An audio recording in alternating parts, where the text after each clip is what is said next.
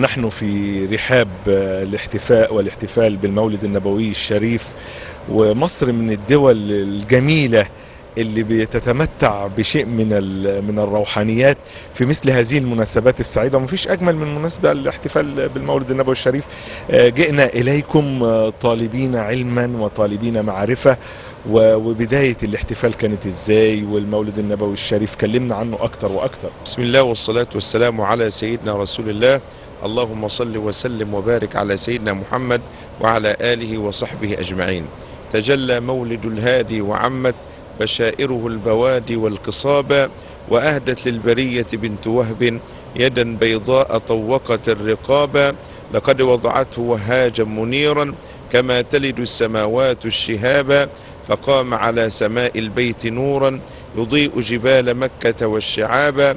أبا الزهراء قد جاوزت قدرا بمدحك بيد أن لي انتسابا، فما عرف البلاغة ذو بيان إذا لم يتخذك له كتابا. مدحت المالكين فزدت قدرا وحين مدحتك اكتزت السحابا. حبيت أبدأ بهذه الأبيات الشعرية لأنها أبيات مصرية، ومن أفضل الأبيات التي قيلت في سيدنا رسول الله صلى الله عليه وسلم. الذي فعلها وعملها هم شعراء مصريون، على رأسهم الإمام البصيري حينما قال: وانسب إلى قدره ما شئت من عظم، وانسب إلى قدره ما شئت من عظم، فإن فضل رسول الله ليس له حد فيعرب عنه ناطق بفمي، فمبلغ العلم فيه أنه بشر وأنه خير خلق الله كلهم. وكذلك جاء الشعراء وعلى رأسهم أمير الشعراء أحمد شوقي فقال: ولد الهدى فالكائنات ضياء، وفم الزمان تبسم وسناء، الروح والملأ الملائك حوله للدين والدنيا به بشراء. فطبعا احنا عندنا الكتاب وقبل الشعراء ما زالوا يكتبون في سيدنا رسول الله، وما زالت الاحتفالات عندنا في مصر تقام من بداية أول شهر ربيع الأول إلى آخر شهر ربيع الأول على كل البيوت المصرية. وكل البيوت المصرية تحتفل معنا بميلاد سيدنا رسول الله صلى الله عليه وسلم. وطبعا الاحتفال بميلاد صلى الله عليه وسلم له طابع خاص عندنا نحن المصريين، يعني في جمال وفي روح وفي بهجة. بندخل حتى لدرجة ان احنا بنحلي مجالسنا بالحلوى، صنعنا حلوى خاصة وان هذه حلوى المولد. فيعني سبحان الله احنا عندنا في المصريين طابع مختلف عن اي مكان باحتفالنا بسيدنا رسول الله صلى الله عليه وآله وسلم.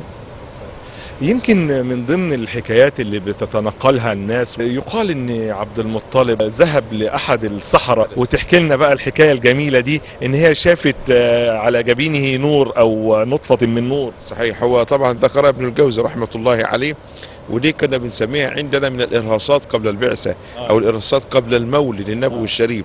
إن الإرهاصات جاءت من بداية من عند جده عبد المطلب حينما ذهب إلى بلاد الشام، فقابله رجل كاهن فقال له: يا عبد المطلب، إني أريد أن أرى جسدك. فقال: ترى جسدي إلا العورة؟ قال: أريد أن أرى جسدك لكن لا أريد أن أرى العورة. فلما كشف عن جسده قال: فيك بضعة وهي خاتم النبيين، فاذهب إلى بني زهرة وتزوج منهم، فإن هذا البيت سيكون فيه ميلاد خير البرية. فطبعا عبد المطلب لما ذهب إلى مكة مرة ثانية ايه اللي حدث؟ ذهب الى بني زهرة وتزوج منهم واخذ معه ولده عبد الله، وعملوا الاحتفال في وقت واحد، يعني حفل الزفاف بتاع عبد المطلب تزوج من بني زهرة، وسيدنا عبد الله تزوج من السيدة آمنة في ليلة واحدة من اختين. فايه اللي حدث؟ فلما تزوج كان عبد المطلب يظن انه سيلد مين؟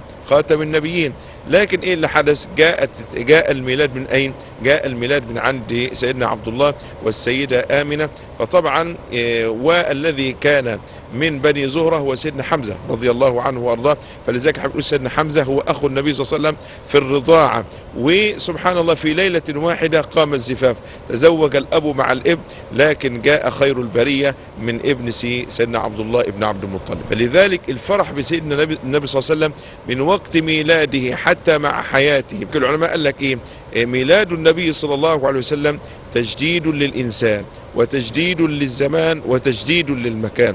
تجديد للإنسان لأن البشرية قبل مولد النبي صلى الله عليه وسلم كل فيهم لا يعرف عايش ليه، هيموت ليه، وأبنا في هذه الحياة ماذا أفعل. لكن لما جاء الإسلام قال لك بين كل حاجة، بين عليه ما يجب عليه نحو خالقه ويجب نحوه نحو ربه، وكذلك أيضا نحو نفسه، وكذلك أيضا نحو مجتمعه. حتى مش بس كده، لسيدنا النبي صلى الله عليه وسلم لما جاء كرم الإنسان، بمعنى أنه حرم أنه يجب على أي حد أنه يعتدي على ذلك الإنسان.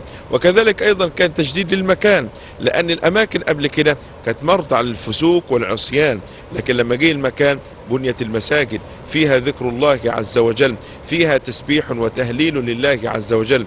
وكذلك أيضا تجديد للزمان، لأن الناس قبل الإسلام لا يعرفون الوقت قيمة، ما عندهمش أي حاجة.